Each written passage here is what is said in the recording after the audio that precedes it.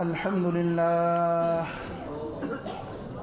لله نحمده ونستعينه ونستغفره ونؤمن به ونتوكل عليه ونعوذ بالله من شرور أنفسنا ومن سيئات أعمالنا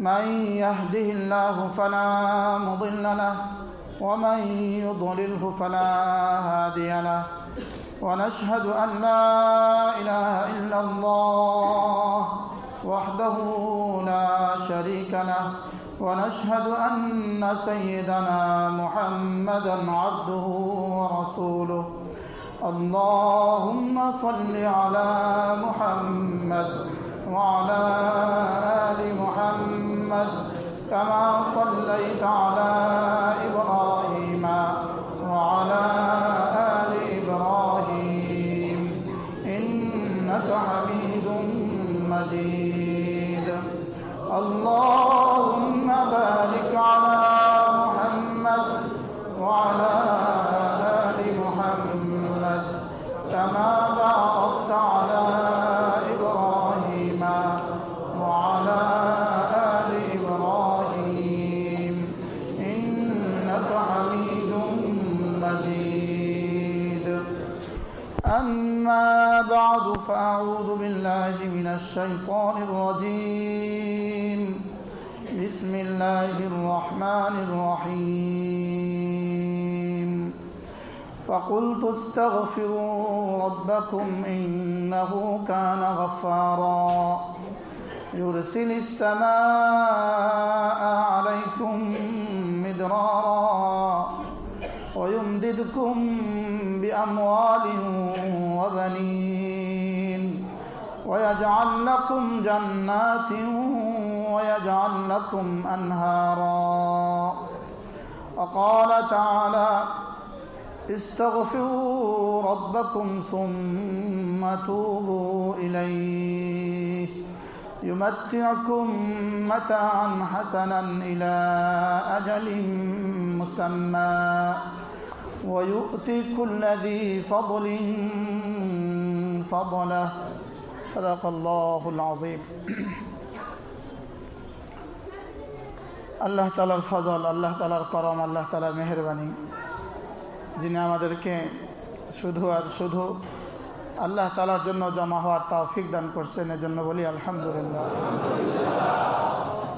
হাদিসে পাকের মধ্যে রাসূল করিম সাল্লাল্লাহু তাআলা আলাইহি ওয়াসাল্লাম ইরশাদ করেন, হাশরের ময়দানে আল্লাহ তাআলা আরশে আজিমের নিচে যাদেরকে স্থান দিবেন, তার মধ্যে ওই মানুষগুলোকে আল্লাহ তাআলা আরশে আজিমের নিচে জায়গা দিবেন। ইজতামাউ লিল্লাহ, তারা আল্লাহর জন্য জমা হইতো। ওয়া তাফাররাকু লিল্লাহ, এবং আল্লাহর জন্য যারা জুদা হইতো, তারা কোথাও জমা হইতো তো আল্লাহ তাআলার জন্যই জমা হইতো, আর তারা পৃথক হইতো তো আল্লাহ তাআলার জন্যই পৃথক হইতো।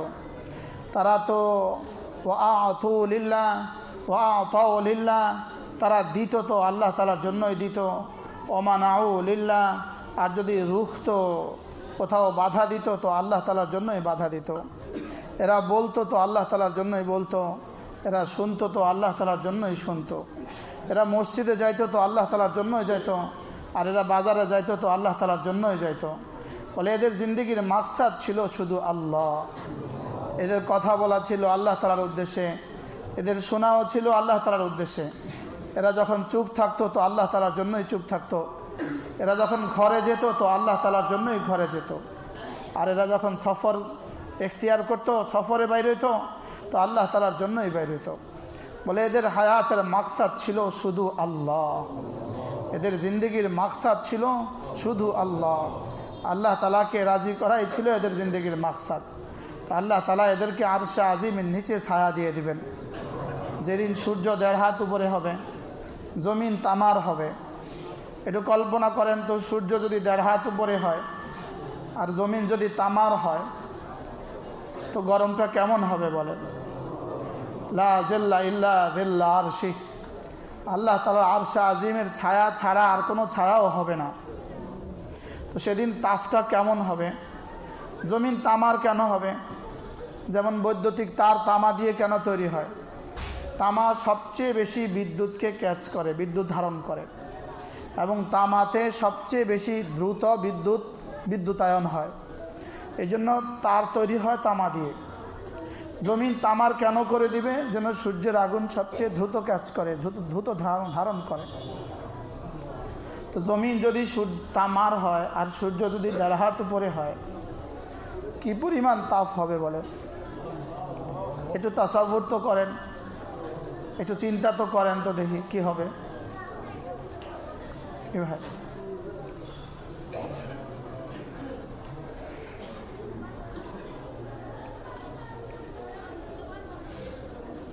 আল্লাহ তাআলা আমাদেরকে সেদিন আর শাহজিমের নিচে ছায়া দিয়ে দেন।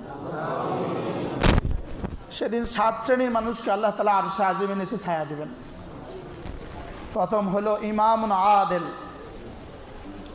যে বাদশাহ, ন্যায় পরায়ণ বাদশাহ, যিনি ইনসাফ করতেন, আল্লাহ তাআলা তাকে আরশে আজিমের নিচে ছায়া দিয়ে দিবেন। 2 নম্বরে ওয়াশাবুন নাশা ফি ইবাদাতিল্লাহ, ওই যুবক, যে যুবক আল্লাহ তাআলার ইবাদতের মধ্যেই নিজের জওয়ানি কাটিয়েছে, আল্লাহ তাআলা তাকে আরশে আজিমের নিচে ছায়া দিয়ে দিবেন। প্রথম শ্রেণীতে অন্তর্ভুক্ত হওয়ার সুযোগ আমাদের নাই, কিন্তু দ্বিতীয় শ্রেণীর সুযোগ আছে কিনা বলেন? যে যুবক তার জওয়ানি আল্লাহ তাআলার রাস্তায় কাটিয়েছে, আল্লাহ তাআলার ইবাদতের মধ্যে তার জওয়ানি কাটিয়েছে, যে যুবক তার জওয়ানিতে জামাতের সাথে নামাজ পড়ছে, জওয়ানি রোজাগুলো, রমজানের রোজাগুলো রাখছে, যে যুবক মন চাহি জিন্দেগি পালন করে নাই, বলকে রব চাহি জিন্দেগি পালন করছে, নিজের মন যেভাবে চাইছে সেভাবে চলে নাই, বলকে তার রব যেভাবে চাইছে সেভাবে। একটা হলো মন চাহি জিন্দেগি, আরেকটা হলো রব চাহি জিন্দেগি। একটা হলো আমার মনে যা চায় তা, আরেকটা হলো আমার মালিক যা চায় তা। আজান হয়েছে তো আমার মালিক চায় আমি এই মুহূর্তে মসজিদে চলে যাই। নামাজ শেষ হয়েছে তো এবার আমার মালিক চায় আমি এখানে কিছু তাসবিহ পড়ি। তাসবিহ শেষ হয়ে গেছে, এবার আমার মালিক এটা চায় যে আমি এবার দোকানে চলে যাই। ফাইদা কুদিয়াতিস সালাহ ফান্তাশিরু ফিল আরদি ফাবতাগু মিন ফাদলিল্লাহ। নামাজ শেষ হয়ে গেছে, মালিক বলে এবার তুমি অফিসে চলে যাও, কোনো অসুবিধা নেই। এবার তুমি কারখানাতে চলে যাও, কোনো অসুবিধা নেই। এবার তুমি ড্রাইভ করো, কোনো অসুবিধা নেই। কিন্তু আজান হয়ে গেছে, ওয়াইদা নুদিয়া লিস-সালাহ ফাসআউ ইলা যিকরিল্লাহ। আজান হয়ে গেছে তো মসজিদে ছুটো, এটা মালিকের মানসা। নামাজ শেষ হয়ে গেছে, এবার দোকানে চলে যাও, এটা মালিকের মানসা। সুবহানাল্লাহ। কিন্তু মালিক চাচ্ছেন যে দোকানে যখন যাবা, অফিসে যখন যাবা, মসজিদে আসলে যেমন আমার কথা মনে হয় তোমার, তুমি যেন দোকানে আর অফিসেও আমাকে ভুলে না থাকো। তুমি খেতে কাজ করবা, সেখানেও যেন আমাকে ভুলে না থাকো। তুমি অফিসে থাকবা, সেখানেও যেন আমাকে ভুলে না থাকো। মানুষ যে যাকে ভালোবাসে সে তাকে কখনোই ভুলে না। 20 বছরের যুবক যখন বিদেশে যায়, সে বিদেশে সারাক্ষণ তার মার কথা তার মনে ওঠে। এবার 30 বছরের যুবক যখন বিদেশে যায় তো তার বিবি আর বাচ্চার কথা তার মনে থাকে। সে মাঝে মাঝে আনমনা হয়, আনমনা। সে মাঝে মাঝে দীর্ঘ নিঃশ্বাস ফেলে যে মা যেন কি করে, ঠিক না ব্যাঠে বলেন? আমি যখন দেওবন্দে পড়ি তো কান্না না আসলে মার কথা মনে করতাম, তো কান্না আসতো। বিদেশে যারা থাকে তো মার জন্য কাঁদে, স্ত্রীর জন্য কাঁদে, ছোট মেয়েটা রেখে গেছে, 6 মাসের বাচ্চাটা রেখে গেছে, তোর জন্য কান্না আসে। বলে আমি যে আমার মালিককে ভালোবাসি, এই ভালোবাসায় আমি কবে কখন আনমনা হয়েছি বলেন? আপনার জীবনে আপনি কবে রাত 2টো বাজে উঠে আপনি একাই কি বসে গেছেন আর বলছেন যে ওহো আমি তো তাকে ভালোবাসি। সুবহানাল্লাহ। তার ভালোবাসা আপনি কবে আনমনা হয়েছেন? তার মহাব্বতে আপনার কবে চোখে পানি আসছে? কবে তার মহাব্বতে আপনার জিহ্বা সিক্ত হয়েছে, জিহ্বা নড়ে উঠছে, আচানক নড়ে উঠছে তার মহাব্বতে? কি ভাই? তো যে যাকে ভালোবাসে সে তাকে ফোন করে না, তাকে ফোন করে, তার কাছে মেসেজ লেখে, তাকে চিঠি লেখে। কি ভাই, এবার বলেন তো